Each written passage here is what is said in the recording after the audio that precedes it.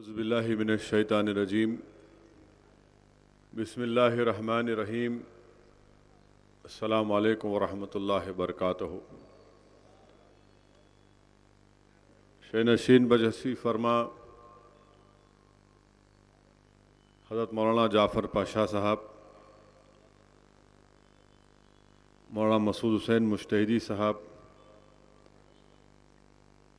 मौलाना रहीमुद्दीन अंसारी साहब, जनाब मुनीरुद्दीन मुख्तार साहब, मजलिस इत्तेहादुल मुस्लिमीन के मुअज़्ज़िज़ अरकान असम्बली, सदरुल मोतमदीन अरकान मुहिबान मजलिस इत्तेहादुल मुस्लिमीन, बुज़ुर्गान मिल्लत, मेरे नौजवान साथियों, पसे पर्दा बैठ कर सुनने वाली मेरी इज़्ज़तदार और माँ और बहनों, मेरे अजीज़ दोस्तों, गयूर नौजवानों, आज बाबरी मस्जिद की बाजियाबी के लिए ये जो जलसा मुनक्कद किया जा रहा है, ऐसे वक्त में जहां पर हमारे पूरे मुल्क में टॉलरेंस इंटॉलरेंस के ऊपर बहस चल रही है, रवादारी और अदम रवादारी के ऊपर पूरे हिंदुस्तान में एक बहस चल रही है। हमने देखा कि हमारे मुल्क के मशहूर अदीब, राइटर्स ने अपने अपने बड़े इनाम को वापस कर दिया हुकूमत से। पिछले कई 3-4 हफ्ते से यही बहस का मौजू बना हुआ है कि हमारे मुल्क में रवादारी ख़त्म हो चुकी है या अदम रवादारी है, टॉलरेंस इनटॉलरेंस अपने वजूद पर है। जब हम इस बहस को देखते हैं तो बहैसियत मुसलमान हमारे दिल में एक सवाल पैदा होता है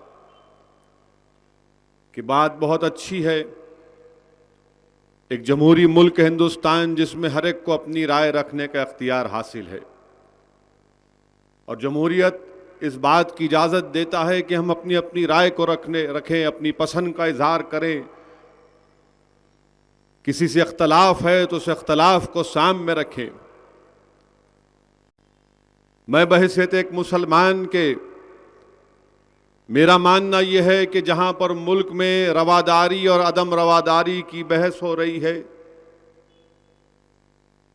हम ये पूछना चाहते हैं कि जहां तक हमारे मशहूर राइटर्स, अदीबों का जो मामला है वो अपनी जगह पर सही है कि उन्होंने महसूस किया कि मुल्क में इनटॉलरेंस बढ़ रहा है, अदम रवादारी है, और उनके नज़दीक ये बेहतरीन एहतजाज था कि वो अपने इनाम को वापस कर दें। हिंदुस्तान की RBI के गवर्नर ने इस बात का इशारा किया कि अगर मुल्क में इकोनॉमिक तरक्की होना है तो टॉलरेंस को बरकरार रखना पड़ेगा, रवादारी को बरकरार रखना पड़ेगा। हिंदुस्तान के सदर जमहूरिया ने यह बात कही, बल्कि आज अखबारात में बयान आया कि हिंदुस्तान के सदर जमहूरिया ने कहा कि दिमागों में जो नफरत है उसको साफ करना पड़ेगा। मगर हमारा सवाल हिंदुस्तान के उन तमाम सियासी जमातों से है जिन्होंने आज़ादी के बाद से लेकर आज तक हमारे मुल्क हिंदुस्तान पर हुक्मरानी का उनको एजाज़ हासिल हुआ, और एजाज़ इसलिए हासिल हुआ कि हिंदुस्तान की आवाम ने इलेक्शन में अपने अपने वोट का इस्तेमाल करते हुए उस जमात को या उस जमात के किसी उम्मीदवार को हिंदुस्तान के एक अजीम वज़ारत उज़्मा के ओहदे पर फायज किया और खिदमत करने का मौका मिला। ये हिंदुस्तान की जमहूरियत की कामयाबी रही। मगर हमारा सवाल यह है कि जहां पर बहस अगर रवादारी अदम रवादारी की हो रही है तो हम पूछना चाहते हैं कि कहां गया था आपका टॉलरेंस जब 22 और 23 दिसंबर की रात में चोरों की तरह बाबरी मस्जिद की दीवार को फलांग मारकर पुलिस की मौजूदगी में जिस मस्जिद में हमने 500 साल सजदे किए, नमाजें अदा की, वहां पर घुसकर एक मूर्ति को रख दिया और फिर यह कह दिया कि यहां पर अचानक राम की मूर्ति दस्तयाब हो गई। क्या किसी जगह पर अचानक गैब से अजिन्नात लाकर 22 और 23 दिसंबर की रात को मंदिर मस्जिद में मूर्ति रख सकते हैं? हमारा सवाल आपसे यह है कि क्या यह आपकी रवादारी थी कि 500 साल जिस मुकाम पर हमने नमाज पढ़ी वहां पर आपने हमसे उस हक को छीन लिया? क्या यह रवादारी की मिसाल थी कि हम कंप्लेनेंट हम हैं, कोर्ट में हमने मुकदमा चल रहा है तो कोर्ट ने क्या किया, एक स्कीम बनाई और कहा कि मुसलमान नमाज नहीं पढ़ेंगे मगर यहां पर पूजा की इजाजत देंगे? क्या यह आपकी रवादारी है? बताइए, यह आपकी रवादारी है कि कोर्ट की स्कीम बनाई गई और हमको उससे महरूम कर दिया गया? यह सिलसिला चलता रहा। फरवरी 86 में अचानक बाबरी मस्जिद के तालों को खोल दिया गया। कैसे खोल दिया गया कि अगर आपका और मेरा मुकदमा चल रहा है तो बगैर मुझे नोटिस दिए, बगैर मेरी बात सुने इस पर फैसला नहीं किया जा सकता, मगर बगैर मुझे नोटिस दिए, बगैर मुझे इत्तला किए ऑर्डर पास कर दिया गया। और उस जमाने में कंप्यूटर नहीं थे, उस जमाने में टाइपराइटर था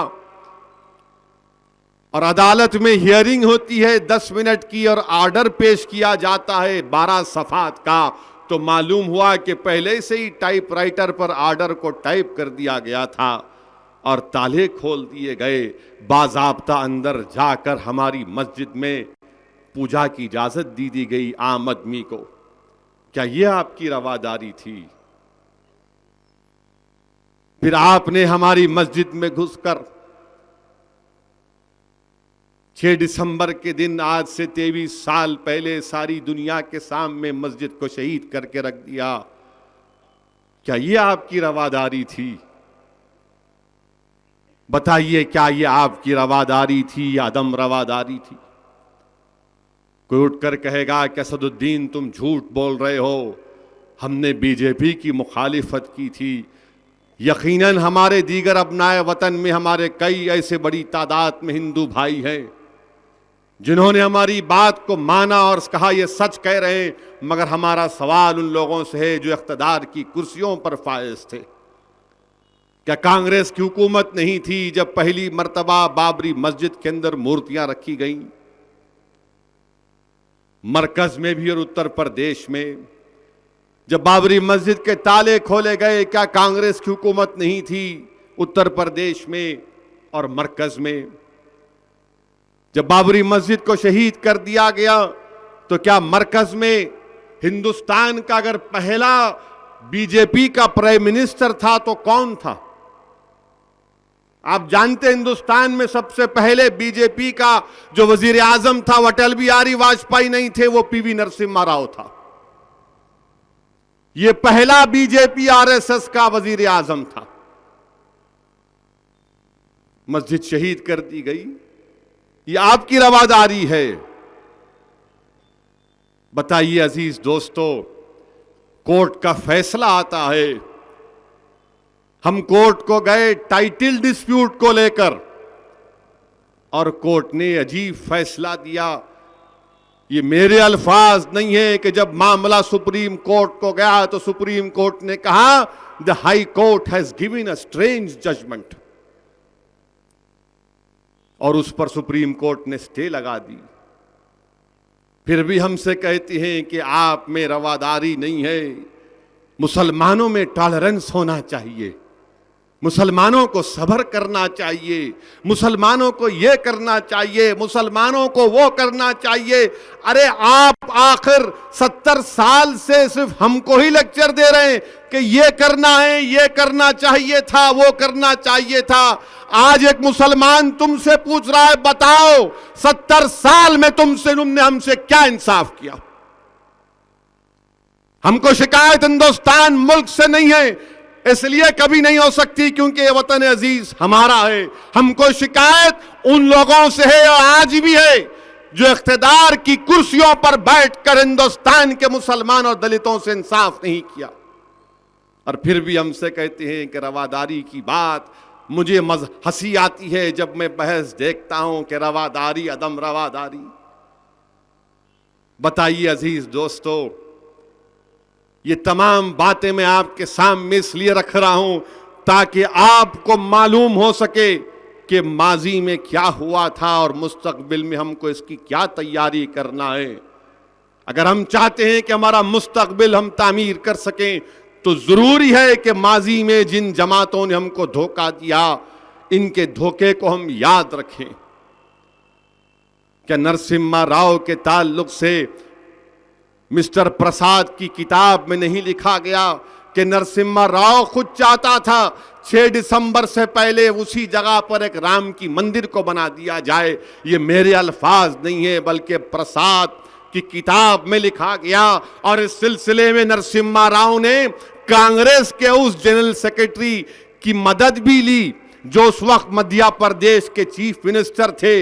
ये मेरे अल्फाज नहीं है, ये प्रसाद की किताब में लिखा गया। आप रवादारी की बात करते हैं, बजाय हिंदुस्तान की सेकुलरिज्म को बचाने की आप वहां पर मस्जिद को शहीद करने की साजिश में तमाम के तमाम मुलव्विस हैं।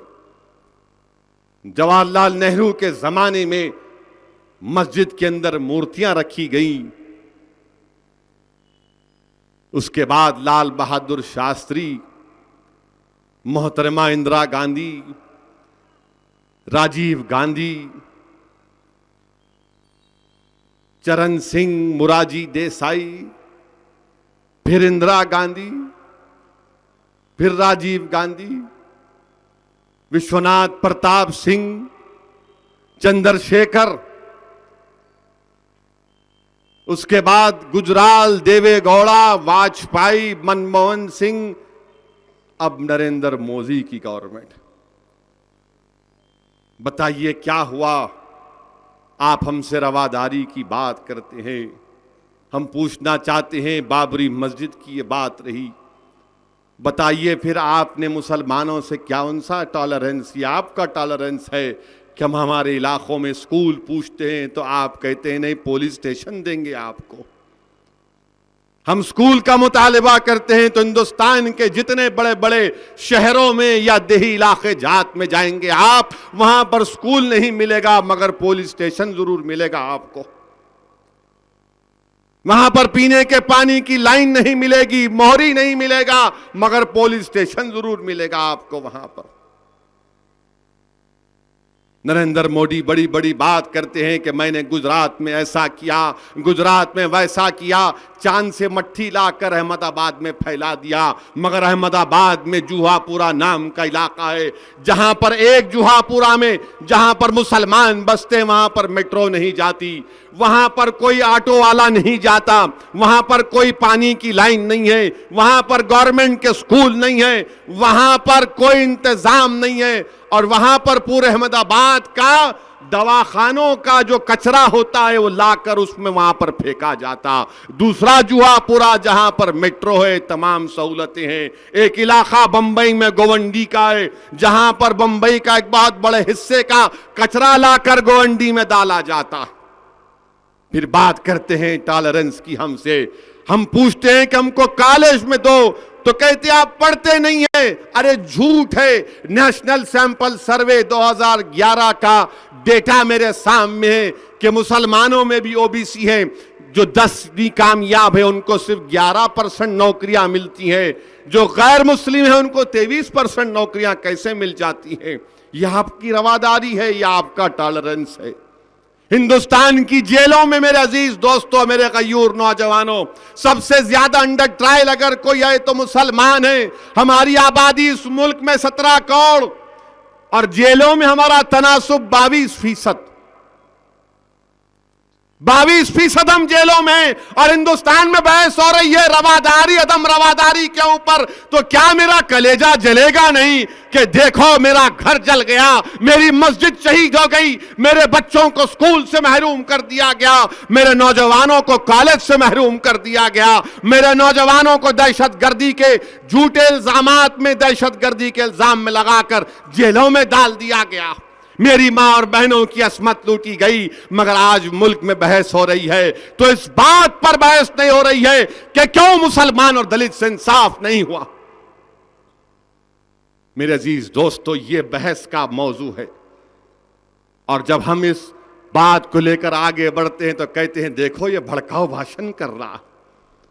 इसीलिए मैंने हिंदुस्तान की पार्लियामेंट में कल तकरीर करते हुए पहले जुमले में कहा कि स्पीकर साहिबा, हिंदुस्तान का अगर सबसे बदनाम और सबसे खतरनाक और सबसे इंटॉलरेंट कोई पॉलिटिशियन है तो असदुद्दीन ओवैसी है। बाकी तमाम के तमाम टॉलरेंट हैं, जो जमहूरियत पर यकीन करते, जो ह्यूमन राइट्स पर यकीन करते, बल्कि लिबर्टी, फ्रीडम, सब चीज को मानते हैं। अगर कोई नहीं मानता तो मैं ही नहीं मानता। मगर बताओ तुम्हारी रवादारी क्या है? इख्तिदार की तुमको कुर्सियां मिल जाती हैं, उसके बाद तुम हमसे इंसाफ करना भूल जाते। मेरे अजीज दोस्तों और बुजुर्गों, मुल्क को आजाद होकर करीब 70 साल हो गए। हमारी एक रियासत जम्मू कश्मीर है, हिंदुस्तान का अटूट हिस्सा है। मैं मानता हूं इस बात को रहेगा इंशाअल्लाह ताला। मगर जो रवादारी की बात कर रहे हैं, बताओ अब तक कितने लोग कश्मीर में मारे गए, जिसमें कश्मीरी पंडित भी शामिल हैं। क्या यह रवादारी है? क्या यह अदम रवादारी है? मुझे बताओ, मैं तो कंफ्यूज हूं। मैं सीखना चाहता हूं इन तमाम लोगों से कि हमको बताओ क्या सही है, क्या गलत है। मैं तुम्हारे सामने उन बातों को रख रहा हूं जो मुझे परेशान करती हैं दिन रात। मेरे सीने में सवालात हैं, मेरे इन सवालात का जवाब मैं तलाश कर रहा हूं। इन हुक्मरानों से पूछ करके बताओ क्या है? क्या ये रवादारी है कि एनकाउंटर में बच्चों को मार देना, जो इनको कोर्ट को लाया जा रहा था, हाथ और पैर में हथकड़ियां, उनको गोली मारकर उनको शहीद कर देना, क्या ये रवादारी है? हम पूछना चाहते हैं, क्या ये रवादारी है? क्या ये टॉलरेंस है? क्या ये इंटॉलरेंस है कि पिछले 10 साल में हमारे मुल्क वतन अजीज हिंदुस्तान में 4 लाख से ज्यादा किसानों ने खुदकशी कर ली? क्या ये टॉलरेंस है? बताओ, क्या ये टॉलरेंस है कि हिंदुस्तान में आज भी 75%, 80% लोग ऐसे हैं जो दिन में 36 रुपए नहीं कमा सकते, और हम बहस कर रहे हैं टॉलरेंस पर, इंटॉलरेंस के ऊपर। हम पूछना चाहते हैं, अखलाक को जो मारा गया दादरी में, नुमान को जो मारा गया हिमाचल प्रदेश में, जाहिद को जो जलाया गया जम्मू कश्मीर में, क्या था? ये रवादारी थी, अदम रवादारी थी? मेरे अजीज दोस्तों और बुजुर्गों, यह अहम बात पर आपको हम तमाम को तवज्जो लेने की जरूरत है। यकीनन जो अखलाक को मारा गया दादरी में, मेरे पास अल्फाज नहीं है कि मैं कैसे उसकी मजम्मत करूं। दादरी जाने का मुझे भी मौका मिला। मैं जब दादरी गया, मरहूम अखलाक के घर में जाकर उन तमाम घर को देखा जिस जगह पर पहली मंजिल पर अखलाक सो रहा था, और पहली मंजिल के उसके कमरे में घुसकर जिस तरह अखलाक को उसके पलंग के तख्त के नीचे जो ईंटें थीं उससे निकालकर मार मार कर अखलाक को नीचे लाया गया, और अखलाक की एक 75 साला माँ के सामने, उसकी बीवी के सामने, उसकी बेटी शाइस्ता के सामने उसके बेटे दानिश के सामने मार मार कर उसको शहीद कर दिया गया, तो असदुद्दीन ओवैसी उस घर में अपने आप को अकेला महसूस कर रहा था। मेरे दिल में भी ये सवाल पैदा हो रहा था कि अगर अखलाक की जगह अगर असद होता या फिर उस बेटे की जगह अगर मैं होता तो मैं क्या करता, मेरे सीने पर क्या गुजरती। किसी ने मुझसे कहा कि असदुद्दीन ओवैसी ये जो बेब लड़की है शाइस्ता है, इससे जरा आप बात करिए, इसको हिम्मत दिलाइए। मेरे पास अल्फाज नहीं थे कि मैं क्या जाकर उस बच्ची से कहूं। जब मैंने हिम्मत करके उस बच्ची से कहा कि मेरी बहन हिम्मत से काम लो, तो उस बच्ची ने एक ही आवाज में पुकार कर कहा, आप कौन सी हिम्मत दिलाने की बात कर रहे हैं। जब मेरे अब्बू को मारा जा रहा था तो मैं घर से बाहर निकल कर पुकार रही थी कि कोई हमारी मदद को आओ, कोई हमारी मदद को नहीं आया। और जब असदुद्दीन ओवैसी सुनता है कि सब लोग एक त्योहार में बैठकर खाना खाते हैं, तो मेरा सवाल यह है कि जब अखलाक को मारा जा रहा था मदद के लिए कोई क्यों नहीं आया। हमारा यह सवाल है। हो सकता है कि मेरे अल्फाज तुमको अच्छे ना लगे, मगर आदत डालो, क्योंकि 70 साल तुमको तुम्हारी पार्टी के मुसलमानों ने गुलामी की, तुम्हारे पैरों को तलवों को चाट चाट कर मुसलमानों के सही मसाइल की तर्जुमानी नहीं की। आज एक गरीब तुम्हारे सामने खड़े होकर हम अपने मसाइल को बेबाकी के सामने तुम्हारे सामने रख रहे हैं। अगर तुम्हारे कानों में मेरे अल्फाज चुभ रहे तो अब जब तक मैं जिंदा रहूंगा इंशाअल्लाह तुमको कानों में तकलीफ दूंगा, तुम्हारे सीनों में तकलीफ पैदा करूंगा, क्योंकि ये हमारे सवालात हैं, ये हमारे चीजों पर तवज्जो लेने की जरूरत पड़ेगी।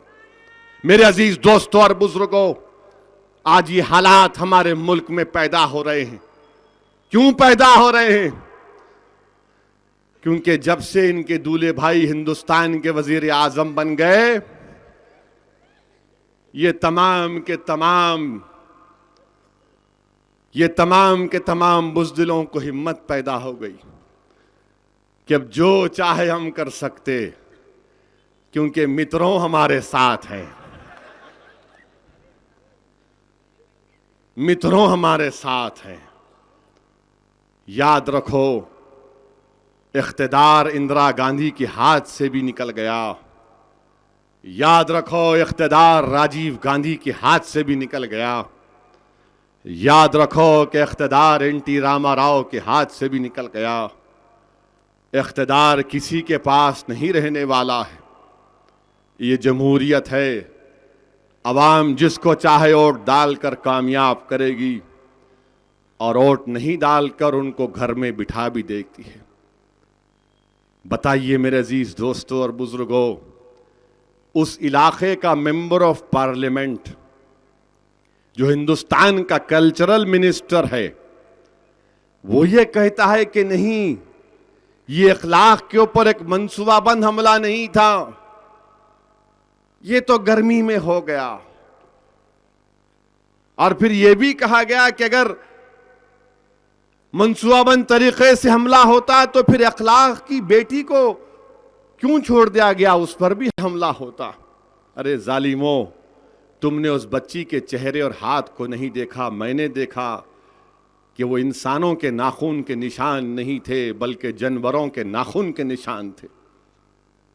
आज कहना पड़ता है जब तुम इस तरह की बात करते हो।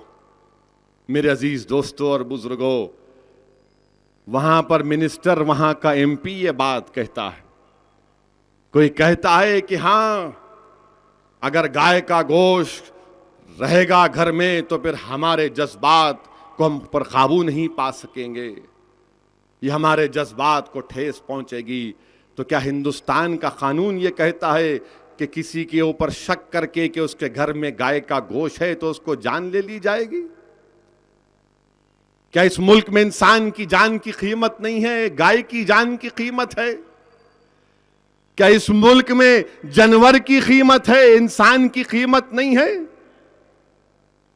अफसोस होता है जब इस तरह की बात जिम्मेदार लोग करते हैं कि हमारे जज्बात को ठेस पहुंचती है। क्या क्या नहीं कहा गया अखलाक के कत्ल के बारे में। हिमाचल प्रदेश में नुमान को मारा गया, भगा भगा कर मारे नुमान को। क्या निकला उसके लारी में? कोई गाय नहीं निकली, बैल निकला। 25-30 का ग्रुप भगा भगा कर पुलिस के साथ। किसकी हुकूमत थी वहां पर? कांग्रेस की हुकूमत थी। आपकी रवादारी कहां गई? आपकी रवादारी कहां गई? जम्मू कश्मीर में जाहिद नामी एक बच्चे को यह कहकर उसको जिंदा जला दिया गया कि ये गाय लेकर जा रहा है, और जली हुई हालत में जब जाहिद को दिल्ली के दवाखाने को लाया गया, जब जाहिद को होश आया तो अखबारात ने लिखा कि जाहिद ने जब होश आया तो जाहिद ने कहा मुझे अपनी अम्मा से मिलना है, अम्मी से मिलना है, मुझे यहां से लेकर चलो। और उसके चंद घंटों के बाद जाहिद शहीद हो गया। क्या गाय के ऊपर आप हमारी जान ले लेंगे? यह आपकी रवादारी है? यह आपकी रवादारी है क्या? इसलिए अल्लामा फजल खैराबादी रहमतुल्लाह अलैह ने काला पानी की सजाओं को और मुसीबतों को बर्दाश्त किया और अपनी जान वहां पर गंवा दी? क्या इसीलिए सन 57 की जंग आजादी में उलमाए कराम ने अपनी जान की कुर्बानी दी कि मेरी आने वाली नस्ल को इसलिए मार दिया जाएगा वतन अजीज में कि वो उन लोगों ने गाय का गोश्त रखा था?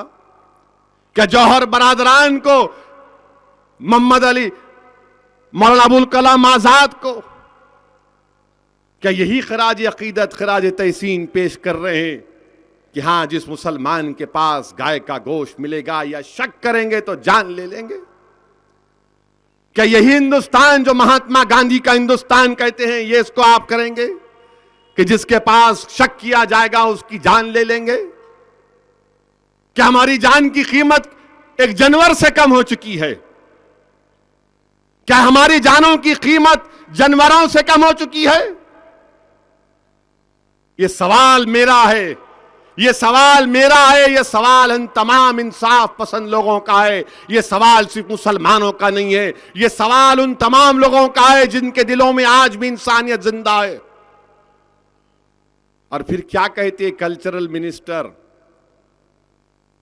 कि ये साबिका सदर जमहूरिया अबुल कलाम ये मुसलमान होते हुए राष्ट्रवादी थे। ये अजीब बात। मैं मुसलमान हूं तो क्या राष्ट्रवादी नहीं हूं? आपके पास सर्टिफिकेट लेना पड़ेगा मेरे को जाकर कि मैं मुसलमान हूं तो राष्ट्रवादी नहीं हूं। हमारे प्राइम मिनिस्टर खामोश हैं, कसम खाए हैं मुंह नहीं खोलेंगे। मैं कुछ नहीं बोलूंगा मगर हर इतवार को मन की बात करूंगा। इखलाक मर गया, मार दिया गया, मगर हमारे वजीर आजम कुछ नहीं बोलते। आशा भोसले मशहूर गाने वाली हैं, नौजवान तो बहुत गाने सुने होंगे उन लोगों के। उनके बेटे को कुछ हुआ, गम की बात है, तो वजीर आजम ने ट्विटर पर ट्वीट किया, मुझे बड़ा गम हुआ मगर इखलाक की मौत पर आपने कुछ नहीं कहा। नुमान मारा गया, जाहिद मारा गया, वजीर आजम खामोश बैठे रहते हैं। हिंदुस्तान के मशहूर क्रिकेटर नवजोत सिद्धू दवाखाने में शरीक हो जाते तो प्राइम मिनिस्टर ट्वीट करते। नवजोत सिद्धू का नाम लोग मोहब्बत से उनको शरी पुकारते, शरी।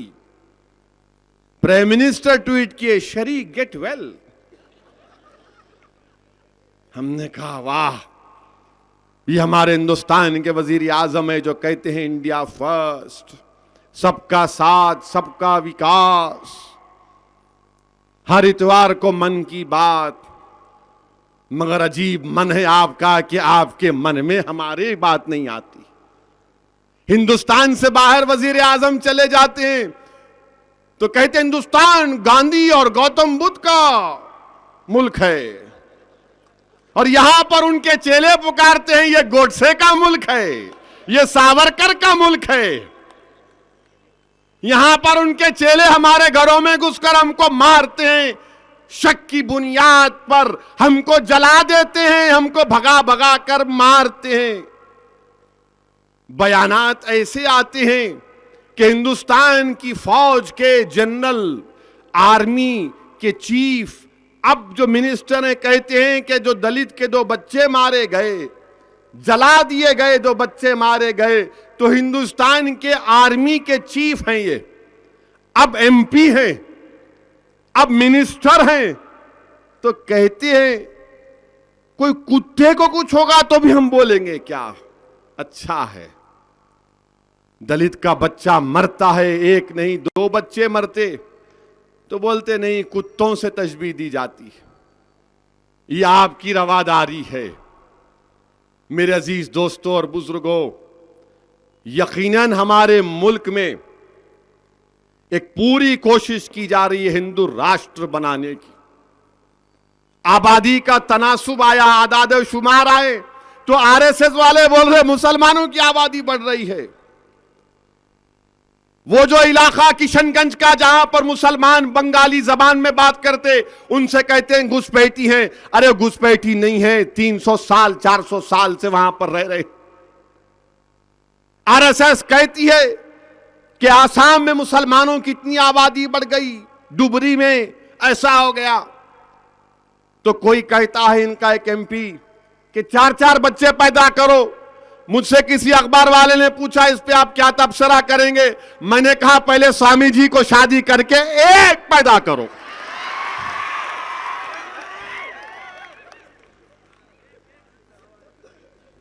चार पैदा करना, 1 में ही, बगैर खरे क्लीन बोल्ड। आबादी हमारी गिरी है। हमारी कितनी गिरी आबादी? 6 परसेंटेज पॉइंट्स गिरा है हमारा। सबसे ज्यादा हमारी आबादी गिरी है मुसलमानों की। मगर आरएसएस वाले बोल रहे इन्हों बढ़ रहे बढ़ रहे बढ़ रहे बढ़ रहे, पूरा हिंदुस्तान इनका हो जाएगा। कहते नहीं होगा। अगर यही ग्रोथ रेट हमारा रहा तो 200 साल लगेंगे हमको हमारी हिंदू भाइयों से आबादी बढ़ने के लिए। 200 साल लग जाएंगे। मगर ये बोल रहे हो गया हो गया हो गया हो गया। अरे क्या दवाखानों में क्या खाली हमारे बच्चों के पुकारने की आवाज आ रही? मैटरनिटी दवाखानों में और कोई नहीं पैदा कर रहे क्या? मगर डर पैदा करना, नफरत पैदा करना मुसलमानों के ताल्लुक से कि ये ऐसा कर रहे ऐसा कर रहे। कुछ हुआ कि बोले पाकिस्तान चले जाओ। गोश्त खाना है तो मुख्तार नकवी बोलते पाकिस्तान चले जाओ। अरे क्यों जाएंगे भाई पाकिस्तान? पाकिस्तान हमारे बाप का मुल्क नहीं है, हिंदुस्तान हमारे बाप का मुल्क है। हम यहां पर रहते आए हैं और इंशाअल्लाह ताला सुबह कयामत तक रहेंगे। मिस्टर मोदी, मैं बार बार कहता आ रहा हूं, फिर कह रहा हूं, उन जालिमों को उनके जहनों तक अपनी बात को पहुंचाने के लिए लोग बोलेंगे इन्हों एक ही जुमले को दोहराते हमेशा। क्या करूं भाई, उनको याद दिलाना पड़ता ना। आपके लिए नहीं, आप बड़े होशियार हैं मानता हूं, मगर उनको याद दिलाने के लिए जो नागपुर में बैठकर सोच रहे हैं कैसा क्या करेंगे अब इनकी। सुनो, जब हजरत आदम अलैहिस्सलाम हिंदुस्तान को आए, दुनिया में आए, तो पहला कदम यहां रखे बाबा आदम। ये हमारे बाप की जगह है, हम कहीं जाने वाले नहीं हैं। हम हिंदुस्तान में हैं तो बाई चॉइस भी इंडियन है, बाई बर्थ भी इंडियन है। आप अगर इंडियन है तो ओनली बाई बर्थ है। मेरे पास 2 क्वालिफिकेशन है, आपके पास ओनली 1 है। आपके पास चॉइस है रहना नहीं रहना, मेरे पास मैं तो चॉइस था, इस्तेमाल कर लिया उसको। अब आप क्या करेंगे बताओ? पाकिस्तान को चले जाना कहते। ये हिंदुस्तान ये हिंदुओं का मुल्क है, गवर्नर बोल रहे आसाम के, हिंदुस्तान हिंदुओं का मुल्क है कहते। गवर्नर साहब ये ताजमहल आपके अब्बा बनाए? चार मीनार कौन बनाए? कुतुब मीनार कौन बनाए? बीजापुर कौन बनाए? दिल्ली को किसने आबाद और किसने उसको खूबसूरत किया? ये मुल्क हिंदुस्तानियों का है, ये मुल्क मुसलमानों का है, ये मुल्क हिंदुओं का है, ये मुल्क दलितों का है जो 4-5 हजार साल से इस मुल्क में रह रहा है। ये मुल्क ईसाइयों का है, ये मुल्क हर बसने वाले का ये मुल्क है। ये मुल्क किसी एक मजहब का नहीं हो सकता, ना इंशाअल्लाह ताला हम उसको करने देंगे। अच्छा, गवर्नर साहब क्या बोलते? त्रिपुरा के गवर्नर साहब बोले कि अगर रवादारी को दिखाना है, टॉलरेंस को दिखाना है, तो मुसलमानों को सरेआम सूअर का गोश्त खाकर दिखाना पड़ेगा। अगर मैं ये बात पलटाकर कह दूं कि तुमको रवादारी दिखाना है तो कल्याणी बिरयानी खाना पड़ेगा। अब कल से टीवी चैनल पर निकालेंगे, देखो कल्याणी बोले, कल्याणी बोले, कल्याणी बिरयानी बोले। क्या बोलूं फिर मैं? खाए कल्याणी? नहीं खाए? खाओ। अब यहां से निकल के पीछे है बिस्मिल्लाह चौक के पास भी है, हम भी खाए थे। वो खाने का असर यहां पर जबान पे आ गया। अब सुना उस्मानिया यूनिवर्सिटी में ही बच्चे कर रहे हैं, फेस्टिवल कर रहे, सुना। क्या करेंगे? महंगाई है। कितने रुपए किलो में मसूर की दाल है पाशा? 200 रुपये में मसूर की दाल है प्राइम मिनिस्टर साहब। अब मैं 200 रुपये की दाल खाऊंगा या 90 रुपये किलो का खाऊंगा? सेहत होना ना मेरे बच्चे को। माशाल्लाह एक नहीं है, 6-6, 1 किलो तो गायब हो जाती। कम से कम वो 150 रुपये का अगर 1.5 किलो गोश्त लाया तो उन्हें बोलता ठीक है, दाल नहीं है तो ये तो है। आप दाल की कीमत को कम करो। आप सारी दुनिया में जा रहे हैं, प्राइम मिनिस्टर हर हफ्ते में यूं, फिर आए 10 दिन के बाद फिर यूं। कहां है भाई? वहां गए, यहां गए, इधर गए, टीवी पर देख रहे हम तो खाली। लंदन में दिख रहे, पेरिस में दिख रहे, अमेरिका में दिख रहे।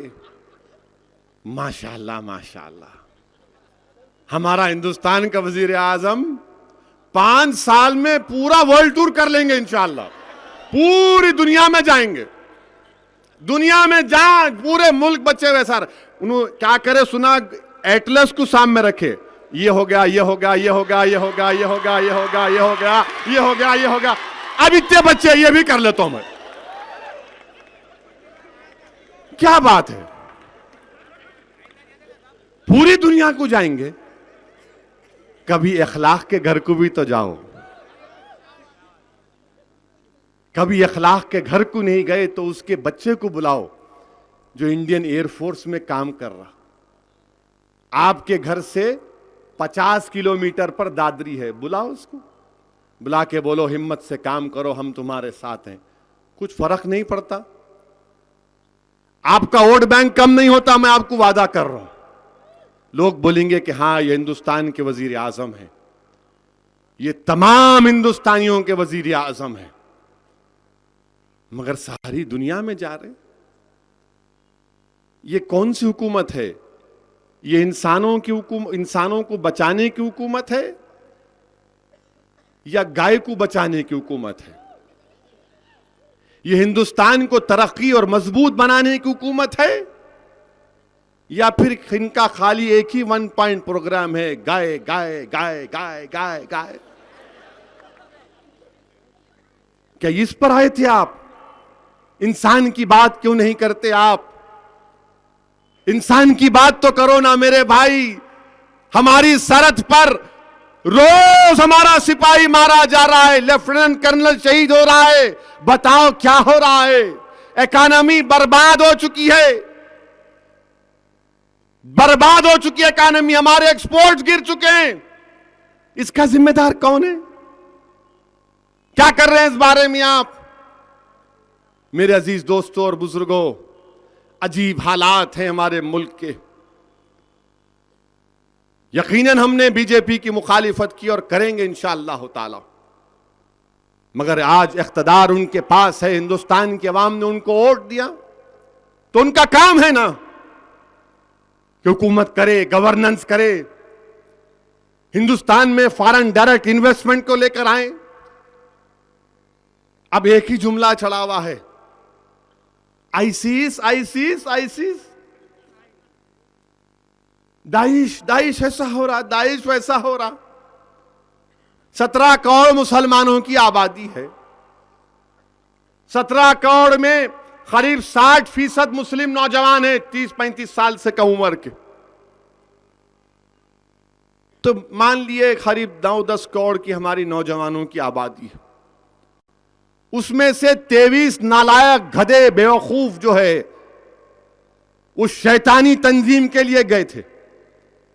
18 हैदराबाद से गए थे, वापिस आ गए, बाज गए, 3-4 वापिस आ गए। मगर इसको हमसे क्यों जोड़ रहे आप? और अगर कोई मुल्क से गद्दारी करता है तो वो भी हमारा गद्दार है। हिंदुस्तान से अगर कोई गद्दारी करता है तो गद्दार है। इसमें सवाल मुसलमान का नहीं है, सवाल जो मुल्क का गद्दार है हमारा गद्दार है। और मैं बार बार कहते आ रहा हूं दाइश के बारे में, आईसिस के बारे में कि ये जालिम है, ये लोग जालिम हैं, इनका इस्लाम से दूर दूर तक कोई ताल्लुक नहीं है। इनको इस्लाम के दायरे में या इस्लाम के करीब मत भी मत समझिए। ये जालिम हैं, ये वो लोग हैं जो इस्लाम का नाम को बदनाम कर रहे हैं, और इनके पास एक भी आलिम दीन नहीं है, एक भी आलिम दीन नहीं है, एक भी आलिम दीन नहीं है इनके पास, जो इंटरनेट पर बैठकर नौजवानों को भटका रहे हैं। और मैं नौजवानों तुमसे कह रहा हूं, अगर दाइश का वीडियो देखकर इतना तुमको गुस्सा आ रहा है ना, वहां क्यों जाते तुम 200-5,000 किलोमीटर दूर? यहां आ जाओ हमारे पास, दारुस्सलाम को आओ। तुम कौम के लिए काम करना चाह रहे ना, मैं तुमसे कह रहा हूं, वहां जाकर जान देना बहुत आसान है, जान बचाओ वो बहुत मुश्किल काम है। अपनी जान नहीं, दूसरों की जान बचाओ। तुम अपने आप की जान की कुर्बानी आसानी से दे सकते हो, मगर किसी की जान को बचाना, किसी जिंदगी को बामकसद बनाना, किसी के घर में चिराग जलाना, किसी यतीम के सर पर हाथ रखना, यह मुश्किल काम है। यह काम अगर तुम कर सकते तो आओ दारुस्सलाम को। वहां क्या जा रहे भाई? और इन लोगों को बड़ी फिक्र हो गई, इतने मुसलमान यहां पर है, क्या करते कि अब क्या होता कि बार बार मेरे से पूछते क्या होने वाला है। मैं बोला क्या होगा? वही होगा जो मंजूर खुदा होगा। और फिर हुकूमत की तरफ से ये साजिश, बार बार प्राइम मिनिस्टर बोल रहे सूफी इस्लाम, सूफी इस्लाम बहुत अच्छा है। अच्छा, सूफी इस्लाम अच्छा है ना प्राइम मिनिस्टर साहब? अच्छी बात है, बहुत अच्छी बात है, मान लिया आपकी बात को। ख्वाजा मोइनुद्दीन चिश्ती अजमेरी रहमतुल्लाह अलैह, सुल्तान हिंद, चिश्तिया सिलसिला, गरीब नवाज के आस्थाने में mister prime minister bomb blast हुआ। उसमें 4, 2 या 3 लोग मारे गए, जिसमें हकीम पेट का एक बच्चा भी था। उन तमाम के तमाम को बेल हो गई प्राइम मिनिस्टर। कैसे बेल हो गई? एनआईए केस देख रहा है, असीमानंद उसमें है, और तमाम के तमाम जितने विटनेस थे पूरे हॉस्टाइल हो चुके हैं। एक विटनेस जो ख्वाजा अजमेरी के बम ब्लास्ट में विटनेस था, आज झारखंड में बीजेपी का मिनिस्टर बन गया उन्हें।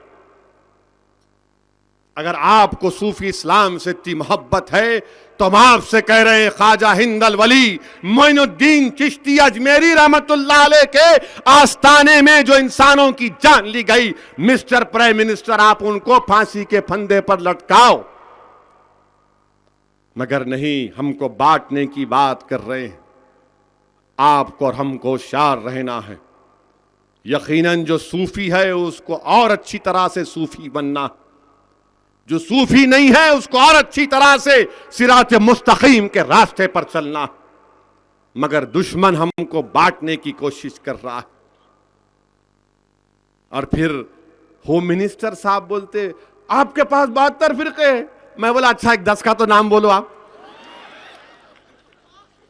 10 का तो नाम बताओ। आपके पास 72 है। अच्छा है, बताओ, हमारे इल्म में इजाफा करो आप। एक प्रेस के जर्नलिस्ट आके मेरे से पूछे, होम मिनिस्टर बोले ना 72 फिरके पूरे हिंदुस्तान में। मिला भाई साहब एहतियात, मिला आप ऐसा बोल रहे तो आप दाइश की जबान में बात कर रहे। बोले वो कैसे? मिला आप बगदादी की बयान जबान में बात कर रहे। बोले कैसा बात कर रहे? बगदादी भी यही बोल रहा कि मैं, मेरे साथ जो है, मैं खलीफा हूं वक्त का, जो मेरे साथ है उन्हें हक पे, बाकी के तमाम की तकफीर कर रहा हूं, उन्हें मार दो इनको। आप उनकी जबान में बात मत करो। तो जर्नलिस्ट अपना सर पकड़ा, बोला ये तुम नई बात हमेशा क्यों करते भाई? मेरी नई बात नहीं कर रहा हूं, पूछ लो जाके। एहतियात करो आप। दाइश को हराना है ना, तो मुसलमानों को बांट कर दाइश को हरा नहीं सकते आप। नौजवानों को अगर रोकना है तो इंसाफ करो। नौजवानों को जिंदगी का मकसद जो है उसको पूरा करो, इंसाफ करो, हमको नौकरियां दो, हमसे जुल्म मत करो। और मैं आज फिर यह कह रहा हूं कि आईसिस मिलिट्री के तौर पर, उनके पास जो मिलिट्री की ताकत है, ये लोग आज जो बम बरसा रहे हैं हो सकता खत्म हो जाए, मगर उसमें और ताकत मिलेगी। आईसिस को हराना है तो आलिम इस्लाम को, सारे मुसलमानों को बताना पड़ेगा कि यह शैतानी ताकत है, इनका इस्लाम से कोई ताल्लुक नहीं है, ये झूठ बोल रहे हैं। असदुद्दीन अवैसी और ऐसे करोड़ों मुसलमान है सारी दुनिया में जो बगदादी को खलीफा नहीं मानते। हम नहीं मानते बगदादी को, जिसने 1.5 लाख मुसलमानों को मरवा दिया, जिसने आज तक इजराइल के बारे में एक बात नहीं की, मस्जिद अक्सा के बारे में बात नहीं की। मेरे अजीज दोस्तों और बुजुर्गों, इन हालात पर हमको तवज्जो लेना है। और फिर जब बात रवादारी की, अदम रवादारी की आई, हम बिहार में जाके इलेक्शन लड़े तो पूरे पुकारना शुरू कर दिए, क्यों गए, क्यों गए, क्या कर रहे, वहां वोट काटने गए। 70 साल से आप हुकूमत कर रहे, बाबरी मस्जिद शहीद हो गई, हाशिमपुरा हुआ, मलियाना हुआ, नेल्ली, आसाम का नेल्ली का मैसेकर हुआ, 10,000 मुसलमान मारे गए कांग्रेस की हुकूमत, बंबई का फसाद हुआ, 4,000 मुसलमान मारे गए। मगर आप हमको बोल रहे अदम रवादारी, रवादारी की बात करने वालों, सुन लो तुम, आज बिहार गया हूं, कल इंशाअल्लाह ताला उत्तर प्रदेश जाऊंगा इंशाअल्लाह ताला। जब तक अल्लाह मुझे जिंदा रखेगा, मजलिस इत्तेहादुल मुस्लिमीन को हिंदुस्तान के हर कोने में लेकर जाएंगे। जीत हार तो अल्लाह के हाथ में। और कल जब हम तमाम का हिसाब होगा तो मुझसे भी हिसाब होगा, तुम तमाम से ज्यादा मुझसे सवाल किया जाएगा, क्योंकि अल्लाह मुझे एक मुकाम दिया, अल्लाह मुझे किसी जगह पर रखा, तो तमाम से ज्यादा मुझसे सवाल हो सकता है, अल्लाह मुझे बचा ले। तो जब क्या मैं ये कहूंगा कि नहीं, में हारना क्या डर था इसलिए नहीं लड़ा। अगर आवाज आएगी कि तू कौन होता जीत और हार का देने वाला, हम हैं जीत और हार का फैसला करने वाले, तो क्या जवाब देंगे? हम जाएंगे जरूर, उत्तर प्रदेश को जाएंगे, मुसलमानों के, दलितों के सामने अपनी बात को रखेंगे, मुकाबला करेंगे। जमहूरियत है, हिंदुस्तान की सियासत दो पार्टी की सियासत पर नहीं बन सकती। हिंदुस्तान की सियासत में बहुत से पार्टियां होनी चाहिए और होना भी चाहिए। बिहार को गए हम, अल्हम्दुलिल्लाह 6 कैंडिडेट खड़ा किए, करीब 90,000 के हमको वोट मिले, और मुझे पूरा यकीन है कि 5 साल के बाद इंशाअल्लाह ताला हमको और बड़ी कामयाबी मिलेगी। जिस तरह अल्लाह ने महाराष्ट्र के असेंबली में हमारे अराकीनी असेंबली को बुझाया, दुनिया देखेगी कि हिंदुस्तान की, बिहार की रियासत से, उत्तर प्रदेश की रियासत से मजलिस इत्तेहादुल मुस्लिमीन की आवाज गूंजेगी। यह मजलिस इत्तेहादुल मुस्लिमीन की आवाज नहीं, बल्कि मजलूम मुसलमान और दलित की आवाज इस हुसूल इंसाफ के लिए आवाज बुलंद करेगी। मगर हमसे बोल रहे नहीं जाना, नहीं जाना, नहीं जाना। अच्छा, बिहार गया मैं तो वो इल्जाम लगा दिए, अहमदाबाद नहीं गया तो बोल रहे हम इनको मना लिए। क्या तुम धिंगाना लूटने की टीम है क्या? अहमदाबाद नहीं लड़े तो हम इनको समझा लिए। अच्छा, नहीं लड़ा अहमदाबाद, नहीं लड़ने की वजह वहां जमात बनी नहीं, बनाएंगे। आज क्या हुआ? अहमदाबाद भी हार गए, बल दिया आप कांग्रेस वाले। मैं जिम्मेदार हूं, मेरे पास अजिन्ना थे, मौकिला है मेरे पास, मैं बिजाया उनको जाके अहमदाबाद में जरा करके आओ। हार गए आप, मेरी वजह से हारे। अरे तुम में ताकत नहीं है जी मुकाबला करने की, तुम में दम नहीं है मुकाबला करने की, तुम खाली यूं यूं यूं करते हैं। होता क्या? होता ऐसा मुकाबला?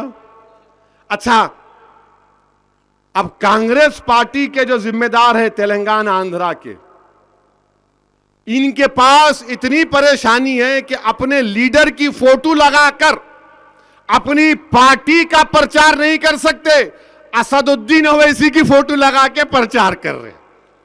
अच्छा है, लगाओ दूल्हे भाई की फोटो, मेरी फोटो आदि, आरएसएस के मोहन भगवत की आधी फोटो लगाए इन्होंने। मेरे सामने आके प्रेस वाले पूछे, बोलो क्या बोलते? मैं बोला इनके लीडरों के चेहरों को लोग देखे तो बोले खयारी, तो बोले जरा ओवैसी की फोटो लगा लेंगे। अरे अपने लीडरों की कहीं क्यों नहीं लगाते आप?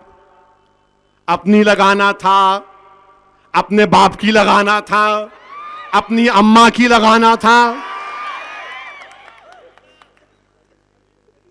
अब और बोला तो बोलेंगे ओ बोल दिए नो, नहीं बोलता। आप समझ गए होंगे आप। हमारी फोटो लगाए, कल के दिन अगर तुम्हारे फोटो लगा दिए तो हम पूरे। पहले मजलिस इत्तेहादुल मुस्लिमीन के बारे में एक जमाने में बोलते थे, अब जरा कम हो गया। किसी को अपने खानदान का शिजरा मालूम करना है तो मजलिस पे तनकीद करना कहते, तो पूरा उनका डीएनए निकाल देते हम। मत करो आप, वो पूरे पुराने जरासीम अभी है हमारे पास, हम रोक के रखे उसको, एंटीबायोटिक देख के रोक के रखे। न हमारी फोटो लगा रहे मोहन भगवत के साथ। और फिर अगर हम आपकी फोटो लगा दिए, आपके किसी लीडर की लगा दिए, रोमांटिक फोटो लगा दिए, तो क्या करेंगे आप? आसमान सर पे उठा लेंगे, हम और से करें, हम वो है, हम 100 साल पुरानी पार्टी है, हम वो करें, हम ये करें, हम मर गए, हम मिट गए। क्यों? तुम्हारे लोगों की फोटो की अहमियत है, हमारी फोटो की अहमियत नहीं है, हमारे चेहरे की कीमत नहीं है। अरे ओवैसी के चेहरे की कीमत यकीनन नहीं है, मगर एक मुसलमान की दाढ़ी और उसके सर पे टोपी की बहुत बड़ी कीमत होती है। कोई इससे मजाक नहीं कर सकता। वरंगल का इलेक्शन हुआ, मां इलेक्शन कैंपेन में बोल रहे हैदराबाद की बल्दिया में मंदलिस आ रही, देखो वारंगल में हमको वोट दो। वहां से प्रेस वाले भाग के आए, अरे मां आपका नाम लिए। अरे मेला मां तो लड़ भी नहीं रहो ना इलेक्शन में, नहीं वहां आपका नाम लिए कांग्रेस वाले। मैं बोला क्या करेंगे नहीं मालूम, बेचारे इनको पेंचिश हो गई, क्या हो गया नहीं मालूम। एरंडी का तेल पिलाएंगे इंशाल्लाह इनको। अब 12 जनवरी में बल्दिया का इलेक्शन, आप पूरे तैयार है नहीं है? जरा मुक्का बनाओ, हाथ उठाए तो बोलेंगे हाथ उठाए, जरा पूरे उठाओ भाई। अब ये डालो फोटो मुक्के की। अब बताएंगे जनवरी में, अब पूरा हिसाब लेंगे। बेंगलुरु में बल्दिया के इलेक्शन लड़े तो वहां पर कांग्रेस वाले बोल रहे निजामे दखन गद्दार थे, निजामे दखन गद्दार थे, जिसने इस तमाम शहर को, इस हिस्से को क्या क्या नहीं दिया। निजामे दखन अगर गद्दार होता तो 100 टन सोना चीन की जंग में मीर उस्मान अली खां बहादुर नहीं देते। बताओ हिंदुस्तान के कौन से ऐसे राजा रजवाड़े थे जिन्होंने 1 किलो सोना दिया होगा हिंदुस्तान के लिए चीन की जंग में? बेंगलुरु के इलेक्शन में बोल रहे गद्दार थे। मंदलिस आई तो निजाम पे तनकीद और बोले टीपू सुल्तान को धोखा दिए। मैं आपसे कह रहा हूं कि निजाम दखन की खिदमत को कोई फरामोश नहीं कर सकता, टीपू सुल्तान की कुर्बानी को कोई फरामोश नहीं कर सकता। हम टीपू बनकर भी जिंदा रहेंगे और हमारी जो रियासत की तारीख है उसके वारिस बनकर भी हम रहेंगे इंशाअल्लाह ताला। और आप जब हैदराबाद को आएंगे इलेक्शन लड़ने तो बताना पड़ेगा निजाम दखन गद्दार थे या क्या थे। अच्छा, उसमें एक लीडर भी है उनका वहां पे कांग्रेस का। बाद में मालूम हुआ कि उनका समधी हैदराबाद का है। अरे मैं बोला ये कैसा हो सकता भाई, गद्दार को दे दिए, अपनी बेटी गद्दारों के हवाले कर दिए। अरे रे रे रे गया तू अब। मगर निजाम दखन पर तौहीन इल्जाम लगाना, अब इंशाअल्लाह ताला बल्दिया इलेक्शन में बताएंगे। और फिर बीजेपी के मुंह में भी पानी आ रहा।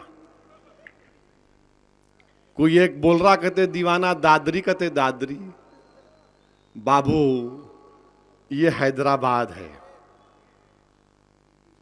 तुम्हारे दांत के दांत नहीं निकले होंगे अभी, तुम दादरी की बात कर रहे हो। दादरी कहते दादरी, अरे 70-80 लोग घुस के एक मासूम को मारते, उसकी 75 साला मां को मारते, उसकी बेटी को मारते, बीवी को मारते, बेटे को मारते, 80 लोग मिलके 5 को मारते। कैसे मर्द है रे तुम लोग?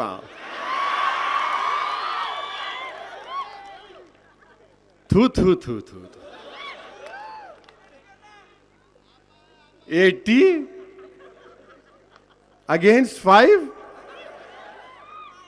क्या बात है, क्या बात है।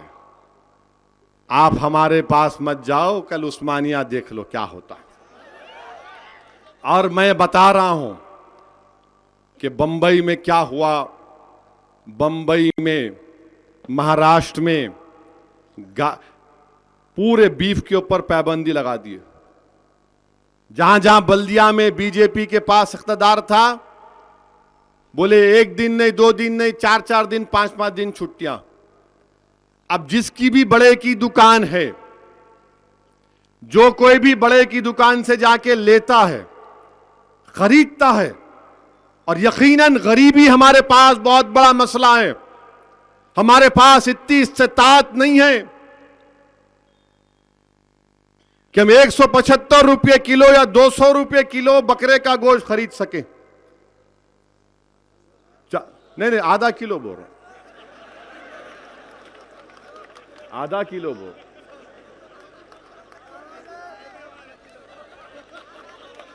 मेरे को नहीं मालूम क्या बात कर रहे हैं आप।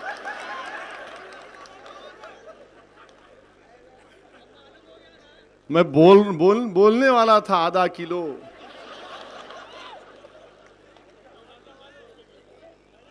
मगर अभी जाफर पाशा जो बात बोले सही साबित हुई। गोश्त का नाम लेते ही कितना खुश हो रहे आप। 12:15 बज रहे हैं, मगर गोश्त का नाम लिए तो एक्साइटेड हो जाते हैं। तो आपको बल्दिया इलेक्शन में बचाना है, हैदराबाद को बचाना है, गंगा जमनी तहजीब को जालिमों फिरका परस्तों से बचाना है, उस पार्टी से बचाना है जिसने निजाम दखन की तौहीन की, जिसने कुछ नहीं किया। इख्तिदार जब हमारे पास था 3 साल, तो मजलिस इत्तेहादुल मुस्लिमीन ने तरक्याती कामों का एक रिकॉर्ड अपना रखा। यकीनन बहुत से काम होना बाकी हैं और इंशाअल्लाह ताला उन कामों को पूरा कराया होगा। पानी की खिल्लत है, इंशाअल्लाह गोदावरी से पानी, हुकूमत पर दबाव डाला जा रहा है कि गोदावरी से जल्द पानी लाया जाए। और हमको अल्लाह से दुआ भी करना है कि अल्लाह हमारी सरजमीन पर बारिश को नाजिल करे, और इतनी ज्यादा बारिश नहीं जो हमारे चेन्नई के गरीब, हमारे अपनाए वतन परेशान हैं, उनके लिए भी दुआ करना है कि परवरदिगार चेन्नई के हमारे तमाम अवाम की अल्लाह मदद कर दे। मेरे अजीज दोस्तों, इतना पानी चेन्नई तमिलनाडु में है कि लोग आज परेशान हैं। खास तौर से उनकी दुआ करिए कि अल्लाह उनको राहत पहुंचाए और ऐसी बारिश अल्लाह ना दे जिससे तबाही और बर्बादी हो जाए।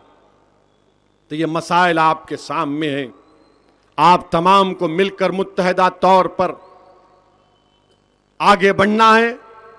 बाबरी मस्जिद की कामयाबी के लिए, बाजियाबी के लिए हमको काम करना है, मेहनत करना है। काम और मेहनत यह है कि अपने जोश, जज्बे, अज़म, हौसले को जिंदा रखिए, मायूसी को करीब आने मत दीजिए। बैठिए, अभी खत्म नहीं हुआ। कौन बोले आपको खत्म हुआ बोल के? एक बात बोल के खत्म करूंगा। अगर कोई आपसे आकर कहेगा कि हालात ऐसे हो गए, हिंदुस्तान छोड़ देना, नहीं मेरे अजीज दोस्तों, मेरे बुजुर्गों, हमारे बाप दादा ने पुलिस एक्शन के जुल्म को बर्दाश्त किया। अगर आज किसी के दिल में बात पैदा होती है कि ये माहौल बड़ा खराब हो गया, मुझे मुल्क छोड़ के जाना है, तो हम क्या जवाब देंगे उन लोगों को जिन्होंने मसाइब और मुश्किलात का सामना किया था? हम उनकी तौहीन नहीं कर सकते। हम उनके लिए, उनको खराज अकीदत पेश करने के लिए मुल्क में रहेंगे, यहां पर रहेंगे, लड़ेंगे, अपने मसाइल को हल कराएंगे, मोदी से मुकाबला करेंगे और मोदी को हराएंगे इंशाअल्लाह ताला। हम कांग्रेस से मुकाबला करेंगे, कांग्रेस को भी हराएंगे। हम अपने मसाइल को लेकर आगे बढ़ेंगे।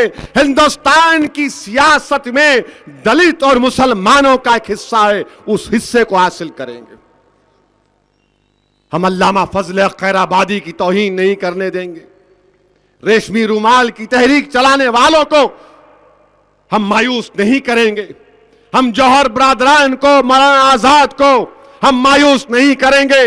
वो लाखों मुजाहिदीन आजादी को मायूस नहीं करेंगे जिन्होंने इस मुल्क को आजाद इसलिए कराया था कि इस मुल्क का कोई मजहब नहीं होगा, इस मुल्क का कोई मजहब नहीं होगा, इस मुल्क का ना इस्लाम मजहब होगा ना हिंदू होगा, इस मुल्क का मजहब इंसानियत होगा। हम उनके लिए जिंदा रहेंगे, उस मुल्क को बचाएंगे।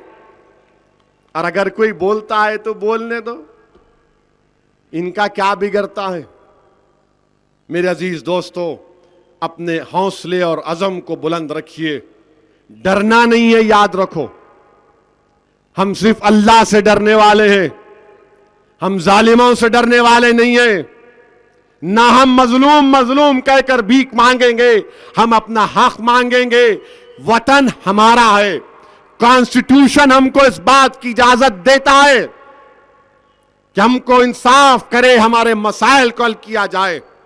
और मैं आपसे अपील कर रहा हूं कि अपने अज़म और हौसले को बुलंद रखो, कभी खौफ को अपने करीब आने मत दो, मायूसी को अपने करीब आने मत दो। यकीनन तकलीफ होती है जब अखलाक का वाकया या नुमान का या जाहिद का या इनके जहरीले बयानात को सुनते हैं, तकलीफ होती है।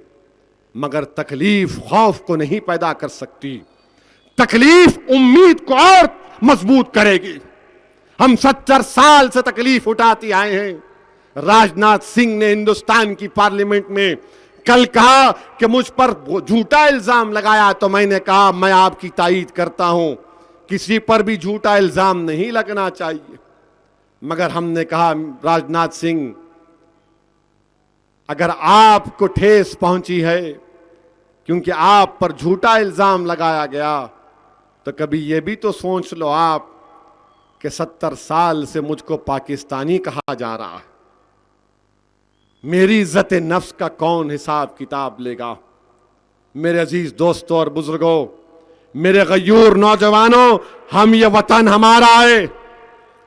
जिनको फांसी पर लटका दिया गया, जिसको दुनिया ने क्या क्या कहा, मगर वो मर के भी बंबई के कब्रिस्तान में गया। हम भी जिंदा रहेंगे, अपने हक के लिए लड़ेंगे, अपनी जमात को मजबूत करेंगे, अपने मस्जिदों को आबाद करेंगे, कुरान और सुन्नत पर अपनी जिंदगी गुजारने की कोशिश करेंगे, माशरे की बुराइयों का खात्मा करेंगे। जब तक जिंदा अल्लाह रखेगा, बाबरी मस्जिद बाबरी मस्जिद बाबरी मस्जिद बोलते रहेंगे।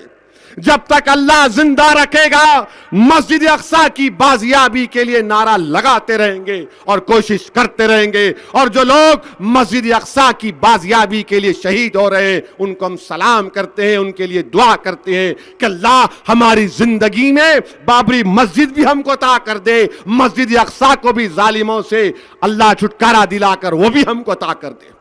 और होगा मेरे अजीज दोस्तों, ये होगा इंशाअल्लाह ताला।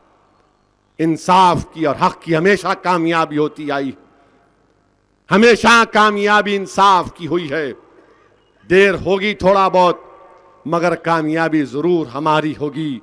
मैं आपसे फिर से कह रहा हूं कि अपने अज़म और हौसले को और मजबूत करिए।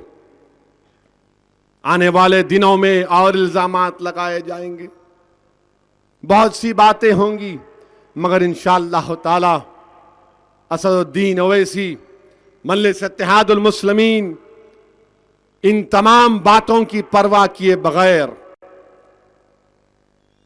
हैदराबाद की सरजमीन, ये पाक सरजमीन है, ये औलिया अल्लाह की सरजमीन है, जहां पर तौहीद का पैगाम यहां पर दिया गया औलिया अल्लाह की तरफ से, जहां पर ऐसे बड़े बड़े दीनी दरसगाहें इस मुबारक सरजमीन पर कायम की गई, जिसने कुरान और सुन्नत के चिराग को रोशन किया और उसको मजबूत किया। ये हमारी पाक सरजमीन है। इस पाक सरजमीन पर हम जालिमों का कब्जा होने नहीं देंगे। हम वो गलती नहीं करेंगे कि दुश्मन को उससे फायदा मिल जाए और यहां की गंगा जमनी तहजीब को कोई खराब कर सके। सेकुलरिज्म को यकीन मजबूत करना है, मगर सेकुलरिज्म का मतलब ये नहीं है कि हम अपने आप को मिटा लें और किसी को कामयाब करें। याद रखो, हम बराबरी का हिस्सा चाहते हैं। हम गुलामी के तौर पर गुलाम बनकर अपना हिस्से का नहीं भीख मांग रहे हैं। हम कह रहे हैं कि हम बराबर हैं, हम हिंदुस्तान के बराबर के शहरी हैं। हम तुम्हारे साथ मिलकर ठहरेंगे, हम तुम्हारे पीछे नहीं आएंगे। 70 साल हमने मुख्तलिफ सियासी जमातों के पीछे दौड़ते रहे। अब बात होगी तो एक टेबल पर आमने सामने बैठकर बात होगी। अगर मुकाबला होगा तो आमने सामने का होगा। इत्तेहाद होगा तो बराबरी पर इत्तेहाद होगा। इत्तेहाद ये नहीं होगा कि मैं तुम्हारे पीछे चलूंगा, ये नहीं हो सकता। आप और हिंदुस्तान का गयूर मुसलमान इस बात को तय कर चुका है कि अब हम अपनी राहों को, अपने रास्तों को बनाएंगे। हम अपनी मंजिल को तलाश करेंगे, अपनी मंजिल मकसूद तक पहुंचेंगे इंशाअल्लाह ताला। और हमारे पास इतनी अददी ताकत है कि हम अपने तमाम मकासद में कामयाबी हासिल कर सकते। मुझ पर इल्जाम लगाने वाले बहुत से इल्जाम लगाते हैं, मुझे इसकी परवाह नहीं है, मगर मैं आपके सामने साफ और वाज़ेह तौर पर कह रहा हूं कि सियासी तौर पर और मजबूत होना है, क्योंकि मजलिस हिंदुस्तान के दीगर रियासतों में जा रही है। उत्तर प्रदेश में, बिहार में, महाराष्ट्र में हद हो गई कि अब कश्मीर से लोग फोन करके बोलते कि आइए आप यहां पर मजलिस को कायम करिए। मेरे अजीज दोस्तों, आज सबके पास एक तड़प है कि अपनी एक आवाज होनी चाहिए, हमारी एक क़यादत होनी चाहिए। मैं कोई क़यादत का दावा नहीं कर रहा हूं, मैं आपसे कह रहा हूं कि हिंदुस्तान की जमहूरियत में आपकी आवाज की जरूरत है। मैं आपसे अल्फाज दोहरा कर कह रहा हूं जो दिल्ली की जामा मस्जिद से मौलाना अबुल कलाम आजाद ने कहा था कि अगर तुम भागने के लिए तैयार नहीं हो तो कोई तुमको भगा नहीं सकता। मैं तुम्हारे सामने दारुल सलाम की सरजमीन से उन अल्फाज को दोहरा रहा हूं जो मौलाना आजाद ने कहा था कि हिंदुस्तान के बुनियादी फैसले तुम्हारी आवाज के बगैर अधूरे रहेंगे। मैं तुमसे कह रहा हूं कि इख्तिदार हासिल करना है, ताकतवर बनना है, अपनी आवाज को उन तक पहुंचाना है, हम अपने फैसले करेंगे। और ये जमहूरियत हमको इस बात की इजाजत देती। आइए आज के जलसे से पैगाम लेकर उठिए कि हम अपनी नमाजों की पाबंदी करेंगे, अपने मस्जिदों को आबाद करेंगे, जहेज नहीं लेंगे। कल एक बहन ने फोन करके कहा कि किसी ने देखा कि टीवी पर जहेज में एक सोने का पलंग दिए, सुना मैं। क्या दिए? बंबई में दिए कहते। बताइए आप कहां से लाएंगे मेरे भाई, कहां से लाएंगे? मेरे नौजवानों, मैं तुमसे मुखातिब हूं, तुम ये कह दो कि मुझे सिर्फ एक नेक लड़की चाहिए, मेरे को जहेज नहीं चाहिए। याद रखो, इंसान की दौलत खत्म हो जाती है मगर नेक बीवी के नेकियां खत्म नहीं होते। दौलत आ जाएगी, वो खत्म हो जाएगा, मगर नेक बीवी की नेकियों से उस घर में अल्लाह की रहमत और बरकत रहेगी। अगर हर कोई ये इस तरह की हरकत करेगा तो कहां होंगी शादियां, क्या करेंगी हमारे बच्चियां? मेरे नौजवानों, मुझसे पहले लाखों मर्तबा तुमने इस बात को सुना होगा। उलमाओं ने कहा, सियासी लीडरों ने कहा, अखबार के एडिटरों ने कहा, मगर नौजवानों, तुमको फैसला लेना है। तुमको जाकर अपनी अम्मी से, अपनी अब्बा से कहना है कि नहीं, अब नहीं होना, सिर्फ नेक बच्ची तलाश करो। याद रखो, एक पल्सर मोटरसाइकिल के लिए, एक पलंग के लिए, 2 तोले सोने के लिए, यह आखिरत में काम आएगा क्या? क्या तुमको कामयाबी दिलाएगा ये? मेरे अजीज दोस्तों, बड़े बड़े बुजुर्गों ने क्या क्या कहा, ख्याल करो उसका। याद रखो, नेकियां खत्म नहीं होती, नेकियां जिंदा रहती हैं। घर में अगर नेक औरत आएगी तो उसमें घर में बरकत होगी। और इसका काम, ये काम नौजवानों तुमको करना है। तुमको जहेज की लानत के खिलाफ बगावत करना है। मुल्क से बगावत नहीं करना है, माशरे की बुराइयों से बगावत करना है। ईमान को जिंदा करना है, ईमान को मजबूत करना है। यह पैगाम है आज के जलसे का। और ये पैगाम लेकर उठो। और अगर मैं समझूंगा कि इस जलसे से जितने नौजवान जी आज यहां पर शिरकत किए हैं उसमें से अगर 10 ये काम करेंगे तो मैं समझूंगा कि हमारा जलसे का मकसद में हमने कामयाबी हासिल कर ली। सिर्फ 10 नौजवान कहेंगे कि नहीं अब मस्जिद को आबाद करूंगा, अगर 5 वक्त की नमाज मस्जिद में नहीं पढ़ा तो घर में पढ़ूंगा, अगर 5 वक्त की नहीं पढ़ सकता तो कम से कम ईशा की पढ़ूंगा, अगर ईशा की पढ़ सकता हूं तो फजर की भी पढ़ूंगा, अगर फजर की आदत पड़ गई तो जोहर असर मगरिब हो गई। मेरे अजीज दोस्तों, मस्जिदों को आबाद करो। याद रखो जब तुम मस्जिद जाकर नमाज पढ़ोगे, बाजमात पढ़ोगे, यकीनन तुम्हारे मसाइल हल हो जाएंगे। और सुन्नत रसूल अल्लाह सल्लल्लाहु अलैहि वसल्लम भी है कि मसाइल और तकालीफ में हमको हुक्म दिया कि गया कि 2 रकात नफिल नमाज पढ़ो। आज हमको बाबरी मस्जिद हमसे पुकार पुकार कर कह रही है कि यकीनन तुमको इसको मस्जिद को बनाना है, मगर बाबरी मस्जिद की ईंटें, बाबरी मस्जिद का मुकाम आज तुमसे पुकार कर कह रहा है कि अपने अपने मस्जिदों को आबाद करो। तुम्हें गयूर कौम हो, बहादुर बनो, मजलूमों का साथ दो, जुल्म मत करो, वक्त के फिरौनों से मुकाबला करो। जिंदगी का चिराग गुल होने से पहले अपने बहादुरी के कारनामे दुनिया के सामने छोड़कर जाएंगे इंशाअल्लाह, और दुनिया को बताएंगे कि हम गुलामी करने नहीं आए, ना हम किसी को गुलाम बनाने आए, हम तो सिर्फ अल्लाह उसके रसूल के गुलाम हैं। हम उसकी गुलामी करेंगे, जिंदगी को बामकसद तरीके से गुजारेंगे। यही मुझे इख्तिसार के साथ आपके सामने रखना था। और जैसा कि अभी जापाशा ने कहा, सुबह में फजर की नमाज पढ़िए। वाखिर दावान अल्हम्दुलिल्लाहि रब्बिल आलमीन।